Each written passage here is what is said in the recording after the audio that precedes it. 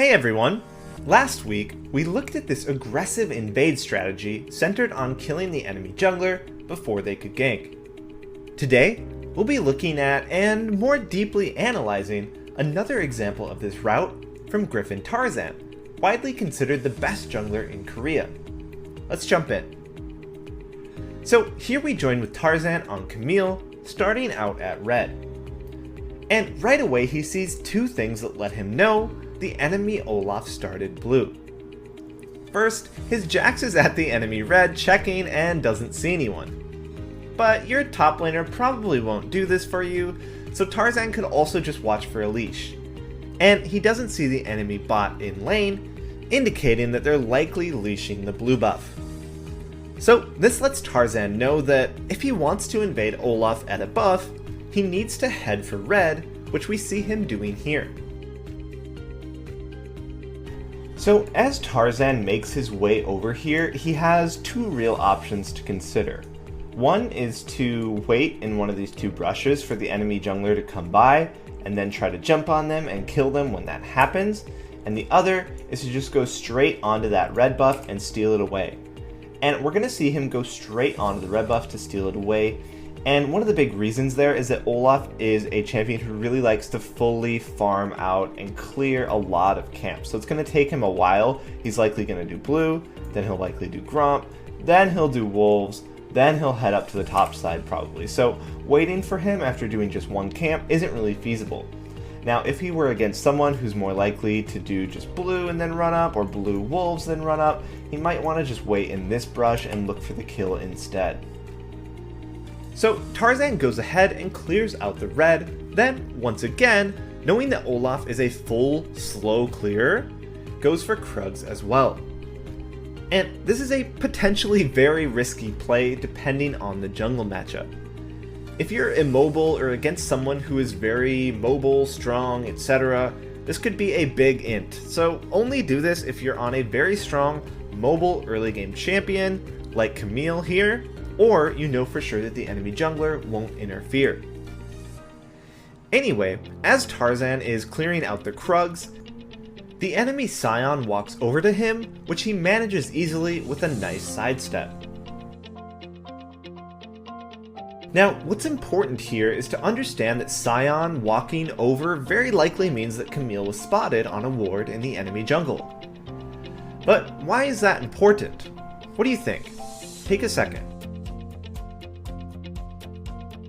Well, with Camille taking the route that we see here and being seen, it pretty much guarantees that Olaf will be heading into Camille's bottom side because he knows that his top side is compromised.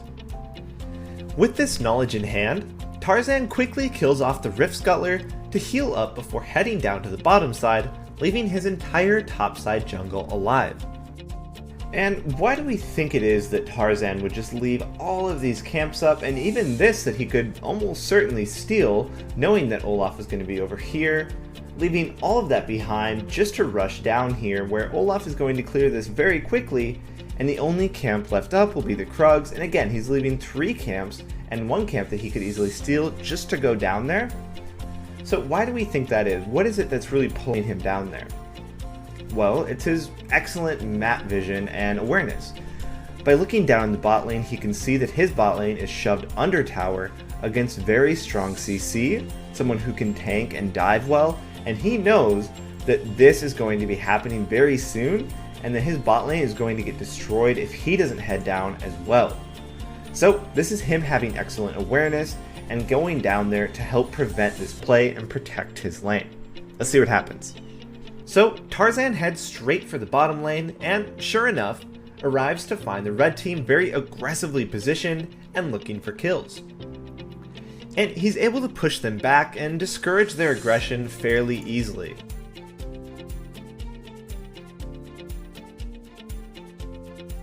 This is absolutely something that a player of any skill level can do. Just have that awareness and going to the right place. Now, what we see next is Trazan kind of flexing his skill and decision making to know that they can chase and win the fight, which is going to be difficult for a lot of players, or they might mess it up, overestimate themselves, etc. But even if you're not confident enough to make this type of aggressive play, just stopping the dive or aggressive play is still a big win. Moving on, following the double kill, Trazan heads to base and finally returns to his topside jungle to clear out Blue, Gromp, and Wolves.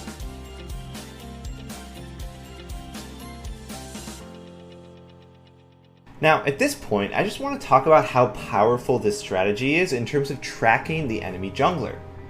So when Camille went in, she took away these two camps, right? And we know that Olaf cleared these three camps when he was doing his initial clear before coming over here to then kill this. So when Olaf dies in the bottom lane and is then looking to reset, the only camp that he has up and can run to are these raptors. So that's almost certainly what he's going to do. So as Camille is in this top side, she very likely knows that Olaf is also in the top side as well. And we're going to see him use this information in a very powerful way in just a second here. So looking at the minimap right now, what are Olaf's options? Well, the only blue team laner on the map is Jax in the top lane, so he can either gank top or simply farm. That's it. And whenever you know that you're way stronger than the enemy jungler, like Trazan is now with the 2 kills that he just got, you can just look for where the enemy jungler will gank and absolutely shut it down. And we see Trazan doing exactly that, running up toward the top lane. On his way, he sees Olaf top, confirming his suspicions and setting the stage for a beautiful counter gank. So Trazan continues toward top, hiding in the pit to ensure that he's not spotted. Once he sees Olaf commit, it's go time.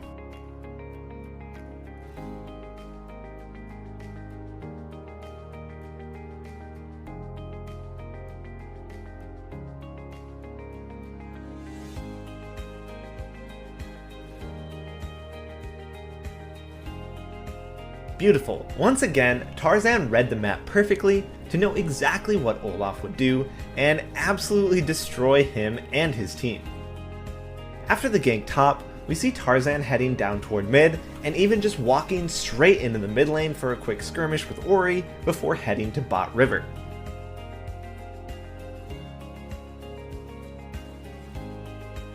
And once again, this is an intense move from Camille to just run straight through mid on the way down to that bottom side, which is very similar to what we saw earlier in the game, where after clearing out over here, he ran all the way down to interrupt this fight here.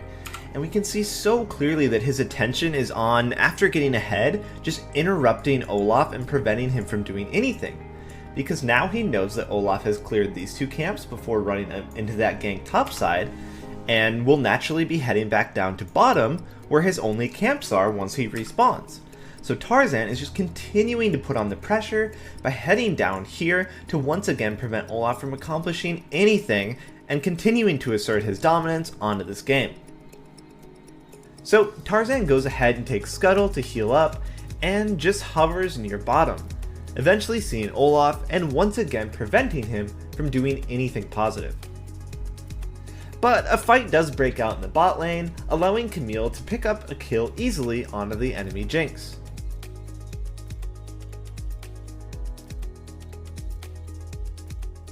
But what's next? Take a second to think what Trazan will do next with the enemy bot lane dead, his ADC dead, but his support still alive. Well, let's watch and see.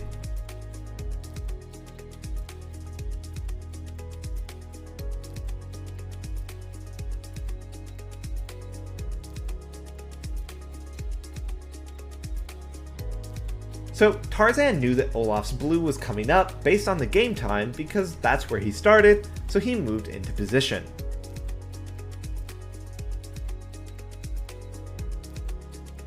Looking back on this game, it was an incredible example of how one of the world's best junglers invaded, then used the knowledge that he gained while invading to absolutely destroy the enemy jungler. When you're in the enemy jungle, you learn so much about where they are and where they're going. In the right hands, this information is absolutely lethal